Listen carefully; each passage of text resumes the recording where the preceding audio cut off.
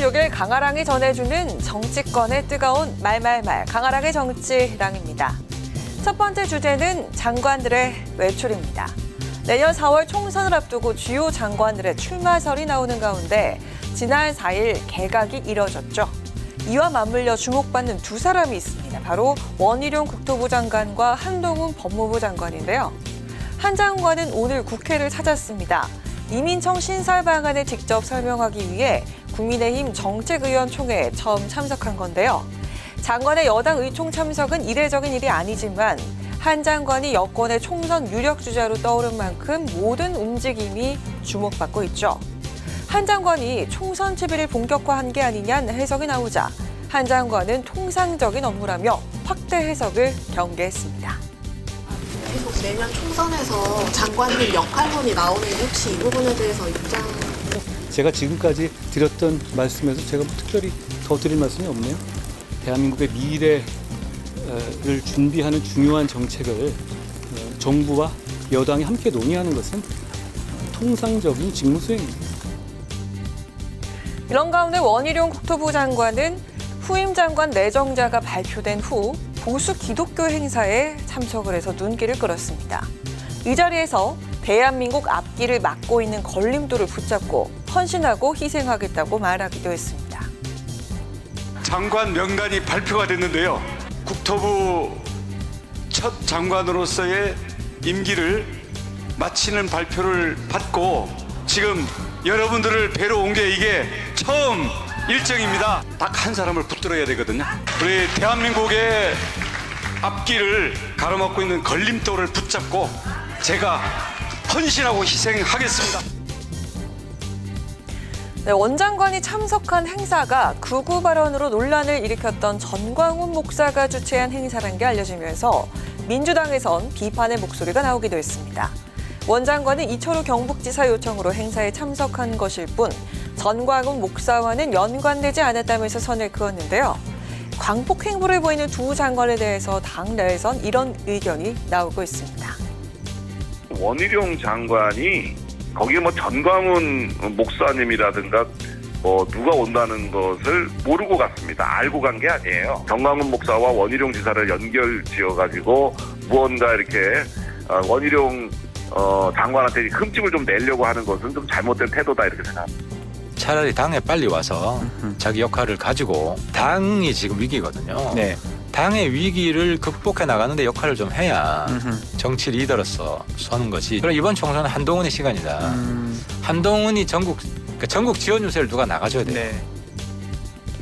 총선 역할론에 무게가 실리는 두 사람의 의미심장한 외출이 정치권 주목을 받고 있습니다. 자, 이어서 두 번째 주제 보겠습니다. 이낙연, 이준석, 연대입니다. 신당 창당을 준비하는 이준석 전 국민의힘 대표가 이낙연 전 대표와의 연대 가능성을 열어뒀습니다. 꾸준히 러브콜을 보내는 송영길 전 대표에겐 함께할 수 없다면서 확실한 선을 그었지만 이낙연 전 대표에겐 긍정적인 신호를 보낸 셈인데요. 이낙연 총리님은 사실 보수 쪽에서 보기에도 상당히 온건한 민주당 쪽 인사이기 때문에 뭐 싫어할 이유도 없고 그리고 또 긍정적인 면으로 보는 측면도 있습니다. 문재인 대통령과의 여러 가지 정책이 있어가지고 신뢰를 못 받은 부분도 있거든요. 예. 그런 게 만약 이낙연 대표님이 생각이 좀 다르시다 그러면은 그런 걸 좀 들어보고 싶다라는 생각이긴 합니다. 최근 이낙연 전 대표가 언론 인터뷰를 통해 이재명 대표의 사법 리스크가 민주당 내 민주주의를 억압하고 있다면서 공개적으로 지적하고 나섰죠. 이를 두고 일각에선 탈당을 시사한 게 아니냐는 해석이 나왔습니다. 때문에 이낙연 전 대표와 이준석 전 대표와의 연대 가능성도 제기된 건데요. 이 전 대표의 탈당과 제3세력의 연대 가능성이 언급되자 민주당 비명계에선 이낙연 전 대표의 역할론에 대해서 언급했습니다. 이준석 전 대표가 이낙연 전 총리와 함께 하는 거 아니야? 상당히 초현실적인 우주 공상 만화 같은데요. 저희 원칙과 상식이 발족한 날이 11월 16일입니다. 근데 그 한 일주일 있다부터 해가지고 우리 이 전 대표께서 급발진을 막 하시더라고요. 급발진 교감이 있었으면 교감 없었고. 없죠. 저희가 원하는 거는 든든한 울타리가 돼가지고 좀 받쳐주시는 거. 그렇죠. 그런 걸 원하는 거죠. 민주당은 이낙연 전 대표 끌어안기에 나선 모양새인데요. 민주당이 운영하는 청원 게시판에 이낙연 전 대표의 출당 요구 청원글도 삭제가 됐습니다. 이를 두고 일각에선 이재명 대표 측이 이낙연 전 대표를 향해서 단합해야 하는 때임을 강조하는 한편 화해의 손을 내민 게 아니겠냐는 해석도 나오고 있습니다.